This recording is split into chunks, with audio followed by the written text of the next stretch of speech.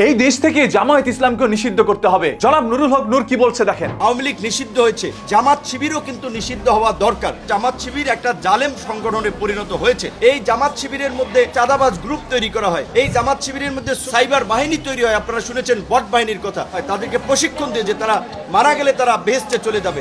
সারা দেশের কর্মকাণ্ডটা দেখাচ্ছে যে জামাত শিবির একটা জালেম সংগঠনে পরিণত হয়েছে। এই উগ্রবাদী, এই ধর্মীয় বিভ্রান্ত সৃষ্টিকারী জামাত শিবির গোষ্ঠীকে সর্বস্তরের জনগণের এখন থেকে প্রতিরোধ এবং প্রতিহত করতে হবে। গতকাল সাংবাদিক ইলিয়াস হোসেন ভিপি নূরের পুরো জীবন কাহিনী নিয়ে একটি ভিডিও বানিয়েছে, যেখানে ভিপি নূরের পুরো পরিবারের বিষয়গুলো সামাজিক যোগাযোগ মাধ্যমে উঠে এসেছে। কিভাবে সংগ্রাম করে, কিভাবে মানুষের টাকা আত্মসাৎ করে ভিপি নূর আজ এত টাকার মালিক হলো, সেটাই বোঝানোর চেষ্টা করেছেন সাংবাদিক ইলিয়াস হোসেন তার ভিডিওর মাধ্যমে। তবে সেই সকল বিষয়গুলো সম্পূর্ণই অস্বীকার করে বলছে ভিপি নূর। ভিপি নূর কিভাবে সংগ্রাম করে সারাটা জীবন সেই ছোট্ট পরিবার থেকে আজ এত বড় একটি মন্ত্রী সবাই বসতে পেরেছে, সেটাই তার ভিডিওর মাধ্যমে প্রকাশ করেছে। জনগণের কাছ থেকে নাকি লক্ষ কোটি টাকা আত্মসাৎ করে তার পুরো পরিবার আজ কোটিপতি হয়ে গিয়েছে। তবে একটা সময় কেউ ভ্যান চালাতো, রিক্সা চালাতো, কেউ আবার দিনমজুর ছিল। ভিপি নূর কখনো এই বিষয়গুলো অস্বীকারও করেনি। সে বলেছে, আমি নিম্নবিত্ত একটি পরিবার থেকে উঠে এসেছে। বিদেশ থেকে কেউ একজন বসে আমার বিরুদ্ধে মিথ্যা অভিযোগ দিতেই পারে, তারা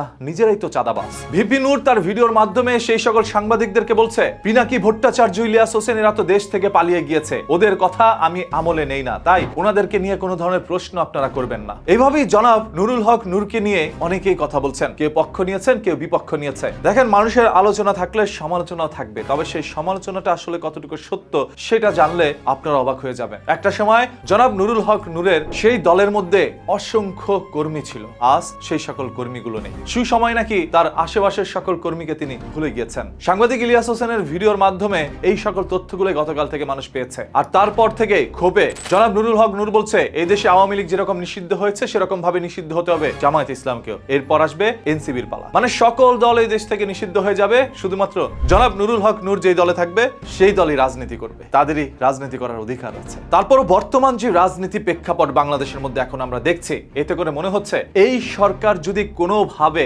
রাজনীতিতে অক্ষমতার প্রকাশ পায়, মানে কোনোভাবে এই সরকার এই দেশটা নিয়ন্ত্রণ করতে না পারে, তাহলে মনে করেন না জামায়াত ইসলাম, এনসিবি আসলে আপনারা সুখে থাকতে পারবেন। জামায়াত ইসলাম অত বড় দল এখনো হয় নাই যে দেশে বসলেই তারাই রাষ্ট্র চালাতে পারবে। এনসিবি এখন পর্যন্ত অত দল না যে রাষ্ট্র নিয়ন্ত্রণ করতে পারবে, তাদের আরো সময় লাগবে। তাই বর্তমান সরকারকে আপনাদেরই দরকার টিকিয়ে রাখা। এই সরকার যদি কোনোভাবে ফেল হয়ে যায়, তাহলে শেখ হাসিনা কিন্তু এই দেশে ফিরে আসবে, আর তখন ওই জামাত এনসিবি কারো লুকানের পথ খুঁজে পাবেন না। বিএনপি হয়তোবা কোনোভাবে জেল টেল খেটে তাদের সাথে মিলেমিশে রাজনীতিতে ফিরে আসবে। বিএনপির তত ক্ষতি না হলেও জামাত এনসিপির বিশাল বড় ক্ষতি। সর্বশেষ আপনাদের কাছে এই বিষয়গুলো কি মনে হচ্ছে আপনি একটু কমেন্ট করে জানান। দেখতে চাই আপনাদের সবার মূল্যবান মতামত। আর প্রতিদিনের ঘটে যাওয়া ঘটনা, দুর্ঘটনা, লুকোনো সত্য জানতে পেজটাকে এখন ফলো করে রাখেন।